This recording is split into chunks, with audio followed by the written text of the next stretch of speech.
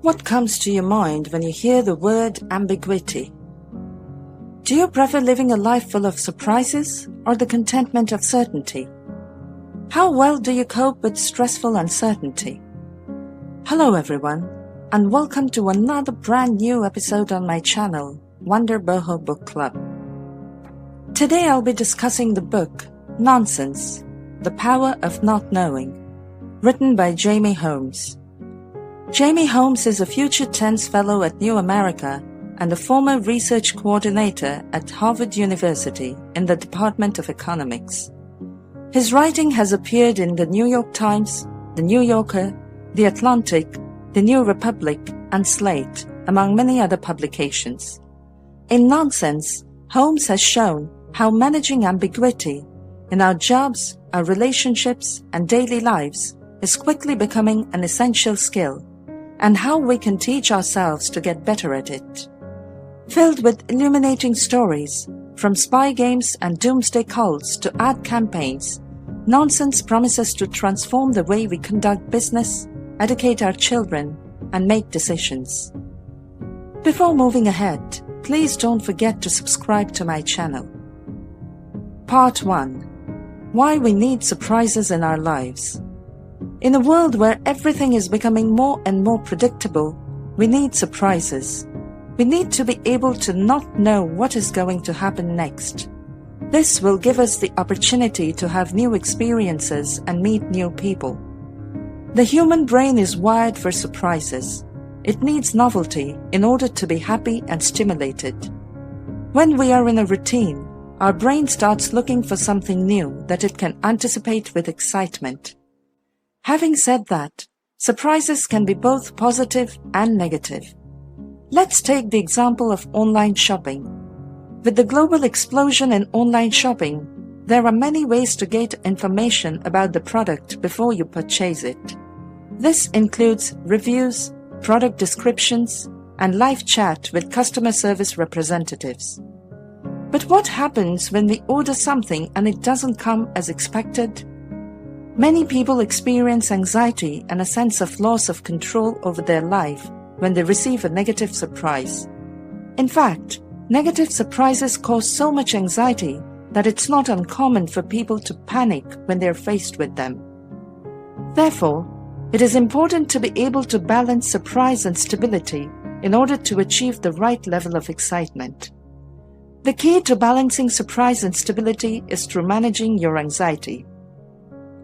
If you're too anxious, then you will not be able to enjoy any surprises that come your way.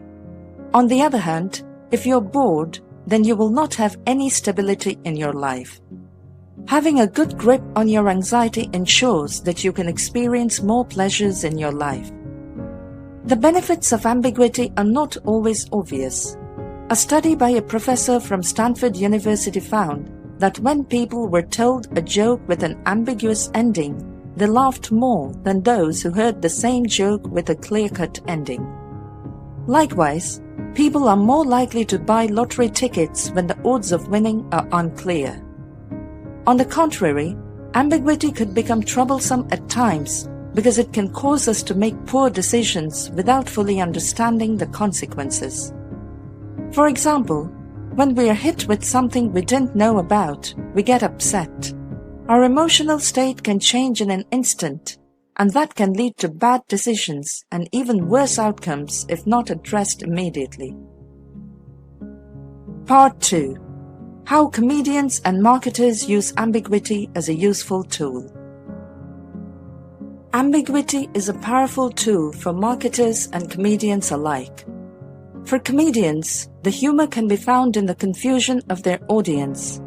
For marketers, ambiguity can be used to create intrigue and curiosity in their target audience. For example, teaser advertising is sometimes considered creative communication at its best. It's an advertising strategy commonly used by new products to create an element of intrigue and curiosity to build anticipation and excitement. This style of advertising not only attracts the target consumer's attention, but also generates interest and educates the consumer about the product benefits and positioning, thus acting as an effective tool of communication. Part 3. Ambiguity can disrupt people's confidence. It is difficult to know what people's opinions are on a subject when they are not fully confident, but the degree of uncertainty can influence their opinion and make them more or less confident. For example, when people have no information on a subject, they tend to be uncertain about their opinions on it. However, when they have partial information on the subject, but it's not enough to make a decision, they will feel even more uncertain and less confident about their opinion. When ambiguity isn't consciously resolved, it creates anxiety and can influence our beliefs. This kind of ambiguity often comes up in social situations where people are afraid they will say the wrong thing or not know what to do in the moment. It also comes up in other areas of life, like when people are uncertain about what they want out of life or how they want to live their lives. When faced with uncertainty, our brains try to fill in the gaps with what it thinks is most likely. However, these beliefs are assumptions and are often not grounded in reality and can cause us to make decisions that are not in our best interest. Part 4. Children are much better at handling ambiguity as compared to adults. In the world of children, ambiguity is not a problem. They can embrace uncertainty and use it to their advantage. They are more imaginative because they are less constrained by the rules and regulations. Adults, on the contrary, have to abide by the rules and regulations that have been decided upon by those who came before them. Children are pretty good at coming up with creative explanations for things. For example, if they saw a white crow, they might think that it's been dipped in paint or that white patches have appeared on its body because it's old. Part 5. Fear of ambiguity can lead to destructive politics and extremist cults. When we see something that is ambiguous, our brain will try to fill in the gaps to make sense of it. This can be a good thing when it comes to solving a problem or coming up with an idea, but it can also be bad when we believe that the answer is clear and refuse to consider other possibilities. This is why people are more likely to react violently against someone who has different beliefs than themselves. It's also why extremist cults like ISIS can form and grow so quickly. When it comes to politics, people are more likely to support leaders who promise stability and order, even if they don't have the skills to deliver. This is a psychological phenomenon called the need for closure. It means that when people feel pressured by a situation, they want a quick solution to their problem. At such times, people tend to favor dictatorial systems. Dictatorial systems are attractive because they offer clear answers and explanations. They provide closure to people who are seeking it. The desire for simple explanations over ambiguity is a human instinct that has been around for centuries. This desire can be seen in many different contexts, and it has been given the name confirmation bias, which is the tendency to search for or interpret information in a way that confirms one's preconceptions. Armageddon and aliens are two examples of topics where this confirmation bias can be seen at work. The idea of an alien invasion or Armageddon happening on Earth triggers our fears of the unknown, and we seek out any possible explanation that will provide us with comfort and security. Similarly, fear of ambiguity can sometimes lead people to believe in extreme cults, or even do something like the Heaven's Gate cult, where they believed that the world was going to end on March 21, 1997, and so they all killed themselves. It's not uncommon for people to make decisions about their future during a natural disaster. Natural disasters can be very traumatizing and make people feel like they don't have control over their future, which can lead to panic and desperation. This is especially true for people who are about to get married or are newly divorced. A study in the Journal of Marriage and Family found that couples who were about to get married were more likely to call off their wedding if a natural disaster occurred close to the wedding date.